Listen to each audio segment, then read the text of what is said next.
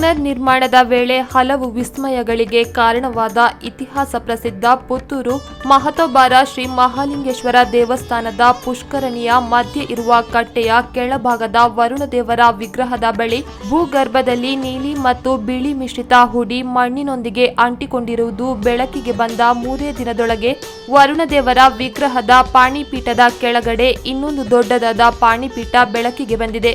ದೇವಳದ ಪುಷ್ಕರಣಿಯ ಮಧ್ಯೆ ಇರುವ ಕಟ್ಟೆಯ ಪುನರ್ ನಿರ್ಮಾಣದ ಕೆಲಸ ಕಾರ್ಯ ನಡೆಯುತ್ತಿದ್ದು ಸಂಪೂರ್ಣ ಶಿಲಾಮಯ ಕಟ್ಟೆಯನ್ನಾಗಿ ಮಾಡುವ ಸಂದರ್ಭ ಮಾರ್ಚ್ 27ರಂದು ಬೆಳಿಗ್ಗೆ ಕೆರೆಯ ಮಧ್ಯಭಾಗದ ಕಟ್ಟೆಯ ಸುತ್ತ ಕಾಫರ್ ಡ್ರಾಸ್ ಮಾಡಿ ಒಳಗಿನ ನೀರನ್ನು ಹೊರತೆಗೆದಾಗ ವರುಣದೇವರ ವಿಗ್ರಹ ಬೆಳಕಿಗೆ ಬಂದಿತ್ತು.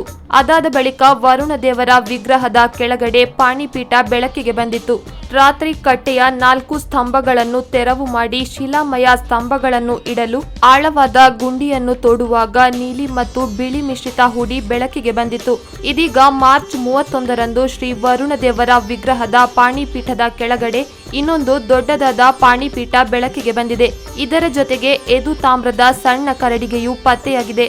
ಈ ಕುರಿತು ಮಾತನಾಡಿದ ದೇವಳದ ವ್ಯವಸ್ಥಾಪನಾ ಸಮಿತಿ ಅಧ್ಯಕ್ಷ ಕೇಶವ ಪ್ರಸಾದ್ ಮುಳಿಯಾ, ಊರಿನಲ್ಲಿ ಬರಗಾಲ ಬಂದಿದ್ದರೂ ಮಹಾಲಿಂಗೇಶ್ವರ ದೇವರ ಪುಷ್ಕರಣಿಯಲ್ಲಿ ಮಾತ್ರ ನೀರಿತ್ತು ಎಂದು ಬ್ರಿಟಿಷರು ಉಲ್ಲೇಖ ಮಾಡಿರುವ ದಾಖಲೆ ಇದೆ. ಅಂತಹ ಸಂದರ್ಭದಲ್ಲಿ ಈ ಪುಷ್ಕರಣಿಯಲ್ಲಿರುವ ವರುಣ ದೇವರ ಪಾಣಿಪೀಠದ ಕೆಳಗಡೆ ಇನ್ನೊಂದು ಬೃಹತ್ ಪಾಣಿಪೀಠ ಗೋಚರ ಆಗಿದೆ. ಪ್ರತಿ ದಿವಸವೂ ಕುತೂಹಲಕಾರಿ ವಿಚಾರ ಇಲ್ಲಿ ಬೆಳಕಿಗೆ ಬರುತ್ತಿದೆ ಎಂದರು. ಪ್ರಥಮವಾಗಿ ಅಲ್ಲಿ ವರುಣನ ವಿಗ್ರಹವನ್ನು ನಾವು ಈ ಅಷ್ಟಮಂಗಲ ಸಂದರ್ಭದಲ್ಲಿ ಇದೆ ಅಂತ ಹೇಳುವಂಥದ್ದನ್ನು ತಿಳ್ಕೊಂಡಿದ್ದೆವು. ಅದನ್ನು ಆ ಸಂದರ್ಭದಲ್ಲಿ ನೀರಿನಲ್ಲೇ ಒಂದು ಗಮನಿಸಲಾಗಿತ್ತು. ನೀರು ಈಗ ಖಾಲಿ ಮಾಡಿ ನೋಡಿದಾಗ ಅದರಲ್ಲಿ ನಿತ್ತಂಥ ವಿಗ್ರಹ ಅಂತ ಮೊದಲಿನವರೆಲ್ಲ ಹೇಳ್ತಾಯಿದ್ರು. ಅಲ್ಲಿ ಸೊಂಟದ ತನಕ ಅದರಲ್ಲಿ ಕಾಂಕ್ರೀಟಲ್ಲಿ ಮುಚ್ಚಲಾಗಿದೆ ಅಂತ ಹೇಳೋದನ್ನು ಹೇಳ್ತಾಯಿದ್ರು. ಈಗ ಅದನ್ನು ಪೂರ್ಣವಾಗಿ ತೆಗೆದು ನೋಡಿದಾಗ ಅದರಲ್ಲಿ ಏನು ಕಾಣ್ತದೆ ಅಂತ ಹೇಳಿದರೆ ಕುಳಿತ ಭಂಗಿಯಲ್ಲಿರುವ ವರುಣನ ವಿಗ್ರಹ ನಮಗೆ ಕಾಣ್ತಾ ಇದೆ. ಬಲಕೈಯಲ್ಲಿ ಪಾಶ ಹಿಡ್ಕೊಂಡಿರುವಂತಹ ವರುಣನ ವಿಗ್ರಹ ಭಾಳ ಸುಂದರವಾದ ವಿಗ್ರಹ. ಸ್ವಲ್ಪ ನೀರಿನಿಂದಾಗಿ ಅದೀಗ ತಳೆದೋಗಿದೆ. ಆ ರೀತಿಯ ವಿಗ್ರಹವನ್ನು ನಾವು ಅದನ್ನು ನೋಡಿದ್ದೇವೆ. ಅದರಲ್ಲೊಂದು ಪಾಣಿಪೀಠದ ರೀತಿಯ ರಚನೆಯನ್ನು ಕೂಡ ನಾವು ಅದನ್ನು ನೋಡಿದ್ದೇವೆ. ಈ ಸಲ ಗಮನಿಸಲಾಯಿತು. ಈಗ ಅದರ ನಂತರ ಸುತ್ತ ಒಂದು ಕಾಂಕ್ರೀಟ್ ಅಥವಾ ಸಿಮೆಂಟಿನ ಒಂದು ಹಳೆ ಕಾಮಗಾರಿ ಕಾಣ್ತಾ ಇತ್ತು. ಅದನ್ನು ತೆಗೆದು ಈಗ ಶಿಲಾಮಯ ಪುನಃ ಅದನ್ನು ಶಿಲಾಮಯ ಅದೇ ರೀತಿಯ ಒಂದು ಮುಚ್ಚಿಗೆಯ ರೀತಿಯಲ್ಲಿ ಮಾಡುವ ಸೈಡಿನಲ್ಲಿ, ಮುಚ್ಚಿಗೆ ಅಲ್ಲ ಅದು ಸೈಡಿನಲ್ಲಿ ಒಂದು ಇದರ ಸೊಂಟಕ್ಕೆ ಬರುವ ರೀತಿಯಲ್ಲಿ ರಚನೆ ಇದ್ದ ರೀತಿಯಲ್ಲಿ ಇಟ್ಟುಕೊಳ್ಳುವ ಅಂತ ಹೇಳೋದಕ್ಕೋಸ್ಕರ ಹಳೆಯ ಮುರಕಲ್ಲಿನಲ್ಲಿ ಮಾಡಿದ ಕಾಮಗಾರಿ, ಅದರ ಮೇಲೆ ಕಾಂಕ್ರೀಟ್ ಹಾಕಿದ ಕಾಮಗಾರಿಯನ್ನು ತೆಗೆದು ಮುಂದೆ ಪುನಃ ಕಲ್ಲಿನಲ್ಲಿ ಇಡುವ ಅಂತ ಹೇಳೋದನ್ನು ನಾವು ಇವತ್ತು ತೆಗೆದಾಗ ಇವತ್ತು ನಮಗೆ ಅಲ್ಲಿ ವಿಶೇಷವಾಗಿ ಪುನಃ ಇನ್ನೊಂದು ಕಲ್ಲಿನ ರಚನೆ, ಪಾಣಿಪೀಠದ ರೀತಿಯ ರಚನೆಯನ್ನು ನಾವಲ್ಲಿ ನೋಡ್ತಾ ಇದ್ದೇವೆ. ಇದೊಂದು ಪ್ರತಿ ದಿವಸವೂ ಕೂಡ ಒಂದೊಂದು ರೀತಿಯ ಕುತೂಹಲಕಾರಿ ವಿಷಯಗಳು ನಮಗೆ ಬೆಳಕಿಗೆ ಬರ್ತಾ ಇದ್ದಾವೆ. ವಿಶೇಷವಾಗಿ ಹೇಳೋದಾದರೆ ಈಗ ನಿನ್ನೆ ತಾನೇ ಅನಿಂದಿತ್ ಗೌಡ ಅವರು ಒಂದು ಡಾಕ್ಯುಮೆಂಟ್ರಿಯನ್ನು ರಿಲೀಸ್ ಮಾಡಿದರು, ಅದರಲ್ಲಿ ಬಿಡುಗಡೆ ಮಾಡಿದರು. ಅದರಲ್ಲಿ ಏಷ್ಯಾಟಿಕ್ ಜರ್ನಲಲ್ಲಿ ಇದ್ದಂಥ ವಿಷಯವನ್ನು ಅವರು ಹೇಳ್ತಾರೆ. ಅದರಲ್ಲಿ ಏನು ಅಂತ ಹೇಳಿದರೆ 1837ರಲ್ಲಿ ಇಲ್ಲಿ ಜಮಾಬಂದಿ ಒಂದು ಕಾರ್ಯಕ್ರಮ ನಡೆದಿತ್ತು. ಆ ಸಂದರ್ಭದಲ್ಲಿ ಬ್ರಿಟಿಷರು ಇಲ್ಲಿ ತೆರಿಗೆಯನ್ನು ಕಲೆಕ್ಟ್ ಮಾಡಲಿಕ್ಕೆ ಬಂದಿದ್ದಾಗ ಜನರು ದಂಗೆ ಎದ್ದು ಅವರನ್ನು ವಿರೋಧಿಸಿದರು. ಆ ವಿಷಯವನ್ನು ಉಲ್ಲೇಖ ಮಾಡ್ತಾ ಅವರು ಏಷ್ಯಾಟಿಕ್ ಜರ್ನಲಲ್ಲಿ ಏನು ಹೇಳ್ತಾರೆ ಅಂತ ಹೇಳಿದರೆ, ಇಡೀ ಜನರು ದಂಗೆ ಎದ್ದದ್ದು ಯಾಕೆ ಅಂತ ಹೇಳಿದರೆ ಇಡೀ ಊರಿನಲ್ಲಿ ಬರಗಾಲ ಬಂದಿತ್ತು, ನಮಗೆ ತೆರಿಗೆ ಕೊಡಲಿಕ್ಕೆ ಆಗೋದಿಲ್ಲ ಅಂತ ಹೇಳೋದಕ್ಕೋಸ್ಕರ ದಂಗೆ ಎದ್ದಿದ್ರು. ಅದನ್ನು ಉಲ್ಲೇಖ ಮಾಡ್ತಾ ಬ್ರಿಟಿಷರು ಅವರ ಏಷ್ಯಾಟಿಕ್ ಜರ್ನಲಲ್ಲಿ ಬರೀತಾರೆ ಏನು ಅಂತ ಹೇಳಿದರೆ, ಇಡೀ ಊರಿನಲ್ಲಿ ಬರಗಾಲ ಬಂದಿದ್ದರೂ ಕೂಡ ವಿಶೇಷವಾಗಿ ನೋಡಿದಾಗ ಮಹಾಲಿಂಗೇಶ್ವರ ದೇವಸ್ಥಾನದ ಪುಷ್ಕರಣಿಯಲ್ಲಿ ನೀರಿತ್ತು ಅಂತೇಳಿ.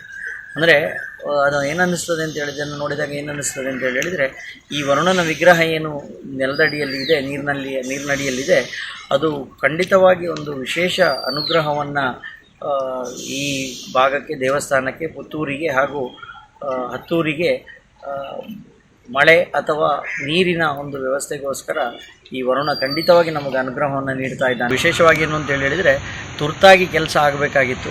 ಆ ಸಂದರ್ಭದಲ್ಲಿ ನಾವು ಬೇರೆ ಬೇರೆ ಜನರ ಹತ್ರ ಕೊಟೇಶನ್ಗಳನ್ನು ಕರೆದಾಗ ನಮಗೆ ಸಿಕ್ಕಿದವರು ಶ್ರೀಯುತ ಗುಣವಂತೇಶ್ವರ ಭಟ್ರು ಹಾಗೂ MI ಡಿಪಾರ್ಟ್ಮೆಂಟ್ನಲ್ಲಿ ಆಯ್ಕೆಯಾದವರು ಕೂಡದ ಮುಖಾಂತರ, ನಗರಾಭಿವೃದ್ಧಿ ಪ್ರಾಧಿಕಾರದ ಮುಖಾಂತರ ಆಯ್ಕೆಯಾದವರು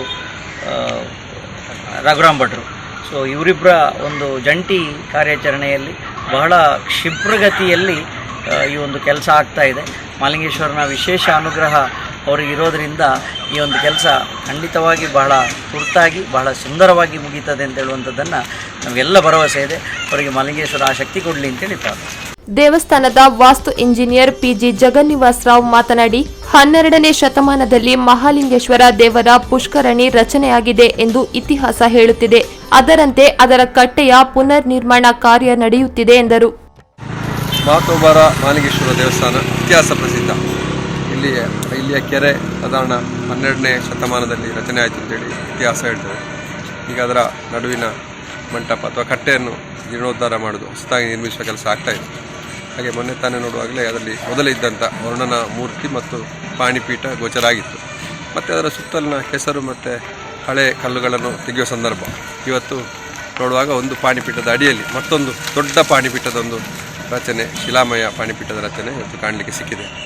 ಹಾಗೆ ಒಂದೊಂದೇ ಕುತೂಹಲಕಾರಿ ಒಂದು ವಸ್ತುಗಳು ಸಿಕ್ಕುವಂಥದ್ದು. ದೇವಸ್ಥಾನದ ನಿರ್ಮಾಣ ಸಂದರ್ಭದಲ್ಲೂ ಕೂಡ ಹಾಗೆ ಕೆಲವು ಹಳೆಯ ನಾಣ್ಯಗಳಿರ್ಬೋದು.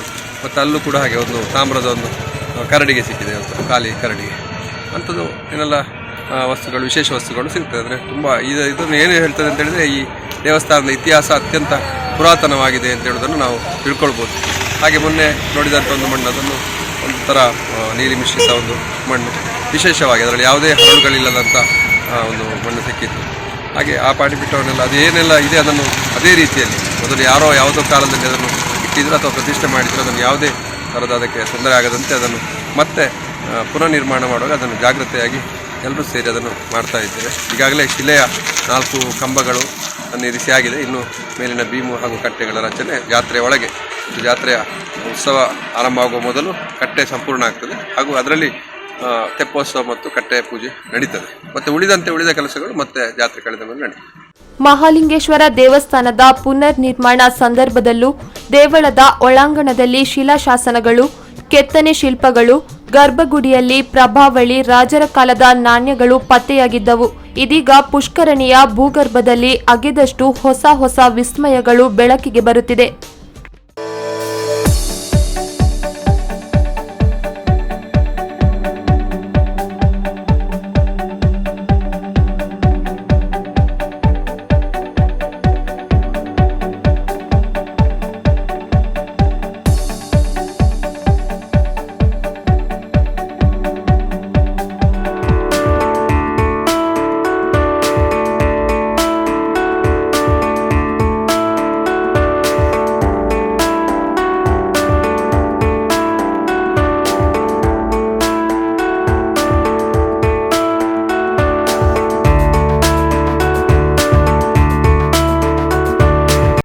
ಸುದ್ದಿ ಚಾನಲ್, ಕ್ಷಣ ಕ್ಷಣದ ಸುದ್ದಿಗಾಗಿ.